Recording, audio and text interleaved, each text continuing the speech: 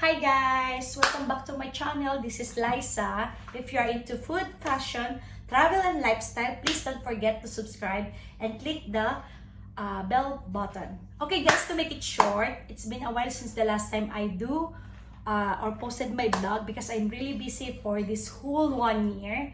So, let's do the unboxing today. So guys, I got the package already and I want to show you. So, I ordered a Yeezy 350 V2 Slate in gold. This is the first time I order Yeezy on that website. So usually I got mine to legal retailer here in Kuwait or in StockX. Okay, so this is the first time. So actually they said gold or stocks, they sell fake Yeezy or shoes or Nike, whatever. But so far to me, I make it legit, you know, legit check, and they're all legit, guys. They're all authentic. Okay, so let's watch with me to do the unboxing, guys. So they have this box. It arrives actually yesterday, but I'm busy just now. So this is my receipt from Goat website. So actually guys, this one, it came from Hong Kong. They have a location in Hong Kong. I have some friends in Hong Kong and I asked them about the Goat office there, and they said yes, it's legit Goat office. So they have really a factory or an office in Hong Kong. So some of the product came on that area because we have a lot of, you know, Asian people who order their Yeezy or shoes in Goat website. So let's check. Okay guys, so this is my receipt. It's by DHL and it was delivered to my house. I just paid 3 KD tax for Kuwait. And the rest, it's all. I got it actually $234 US, which is very cheap for Yeezy because for what happened right now, like the brand ambassador, I think, what's her name? This black guy. So I think they kick him out or they are not related to him anymore. Kanye West. I'm so sorry because I'm not familiar with the guy. Okay, but I heard his name or I saw it in the news like that. So I got it guys because I got Yeezy because I really use it every day for my work. I use Yeezy guys. So every day of my life or if I travel, whatever, I use Yeezy or Balenciaga shoes or my Louis Vuitton rubber shoes. So but mostly I use this one, my Yeezy shoes. So let's go guys. So let's do, I have a cutter, let's open. So this is the box. Okay, so this is this one. By the way guys, okay, in Goat they have option. So they have new with new box or the box is like, I mean to say okay, not compressed or whatever. They have new with, I think, a little bit dented box. So I get the dented box, okay guys, for this time because I realized as long as it's authentic, sometimes I just compress my boxes underneath, you know, of this my shoe rack. So it doesn't matter if it's dented or what. So but let's check guys.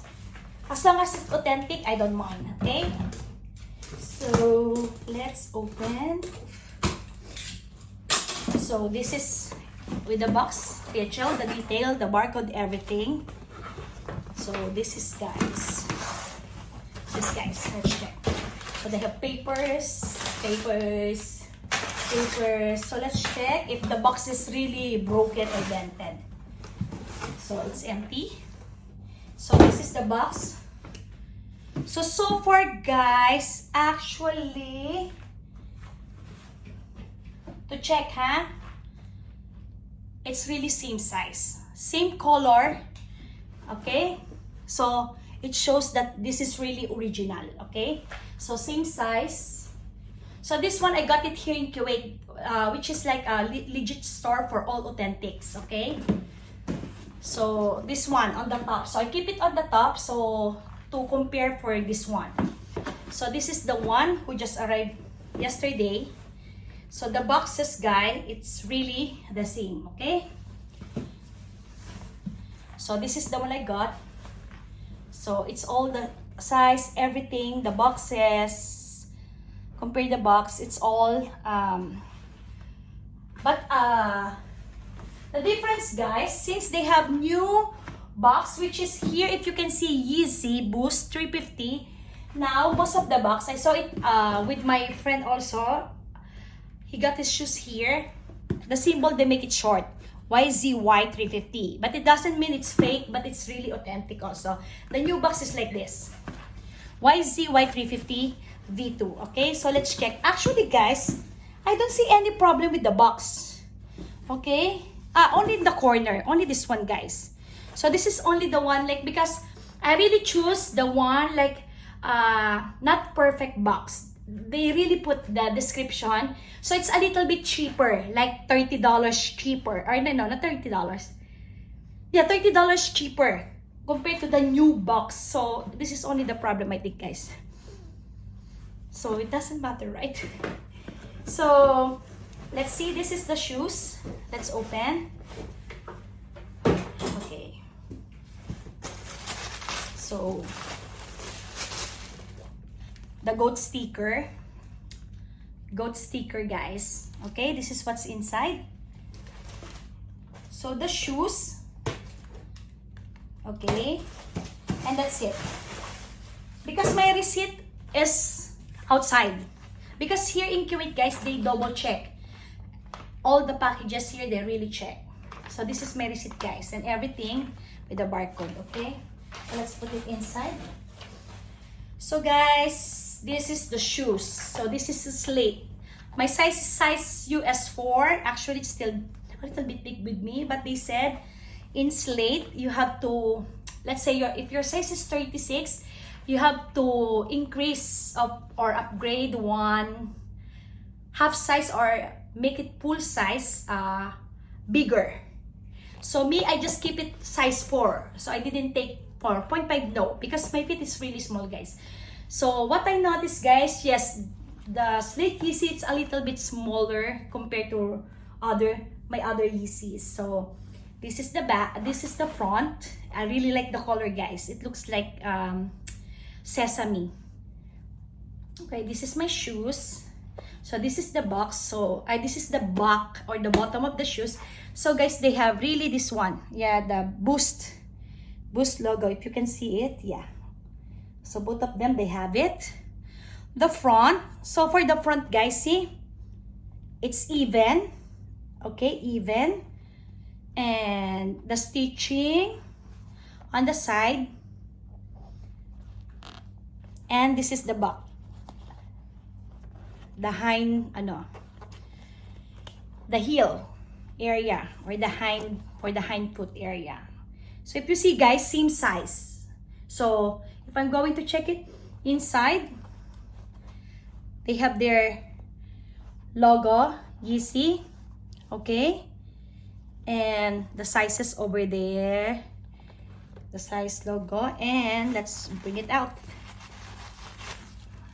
Okay, inside, so this one, the stitching in the back. Okay, and the other shoes, the stitching. So the sizes, it's same area like with the other side. It's same area on the corner. And inside, so if I'm going to, so if you're going to ask me, guys, if this is authentic or not, yes, this is authentic. So this is my other shoes to compare. So sorry, it's a little bit dirty. So it has Boost. Okay, it has. Okay, and okay, I'll use the other one. So which one, my other one? So let's check the other. I'm going to take another one with the same stitching like this. Okay, Let me see, where is it?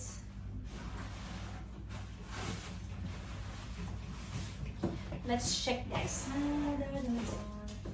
Oh, I don't have the one with the stitching, sorry. 350. Okay. So this guy. So we're going to compare it with this one, with the stitching, okay? This one I got it from StockX, so they have boosts, okay? So if you're going to compare with the stitching of this one, blue tint, and this one, zebra blue tint, okay? So it's the same, actually, guys. See, it's really the same, the stitching. I hope you can see it, guys. So the side, the difference only, guys, this is size 4, okay? US size 4. If you're going to check, that's why you need to upsize one bigger for the Slate Yeezy, because it's a little bit really, the Slate model is a little bit smaller, okay? See, not that much, but a little bit, see? You can tell, right? Yeah. But I think this one is really enough for me, because actually some of my Yeezy is a little bit loose, you know? So if you're going to check the side and this side, you notice, guys. So the front, okay, it's really the same. So that's it, guys. I hope you, so this is the tag. So I hope, guys, you like my unboxing. If you have any question, please don't hesitate to leave a comment below, and for sure I will reply to you guys, okay? And please wait for another unboxing. I order a Yeezy resin restock, or I forget the exact term, so restock, I think. So I ordered it, is $70 I got it, okay, guys. So it's already pre-authentic, what do you call this one, the exact term? Like they pre-authenticated it, so I pay extra $7 because they have, you know, in gold, what I like in gold compared to stock, it's like they have option. You want really the new one, and you need to send it to the office or the authenticating site of gold in America or in Hong Kong, or you got like already pre-authenticated, which is a little bit, you need a little bit higher for $7. They have also like Yeezy or product like the box is a little bit dented, like this one I ordered, which is cheaper, like $20, $30, $15, which is for me like what I've show you guys. This is only the problem, see, it's compressed, but the box is hard. It's really the same. See, the structure of the box is really hard. So I think this is one like maybe it fell down, okay? So the box, it's really hard. So by the way, this is the back of the box, okay? So this is size 4 or 3.5 UK size. So size 4, it's okay. So the structure, and they have this one for barcode. So that's it, guys. So if I were you guys, yes, gold, okay, they're really this is my first time. Let's check the resin, because actually I'm planning to get also the sesame and the zebra, okay, the zebra shoes. I said to myself, I'll try first the goat. If I'll get the authentic one, then I'll get another one. So I'm waiting for my resin to arrive, the sleeper. Actually, I have, guys, I have this one. This is what I'm wearing. This is the, what's the name of this one? Earth, brown, like, I forget the exact term. So that's it, guys, and I really love these shoes. So this is my birthday shoes, okay? This is a gift for myself. So really, guys, it's really beautiful. I really like it. So see you guys. If you have any question, please don't hesitate. And I don't want to repeat myself. Okay, guys, thank you very much. See you soon.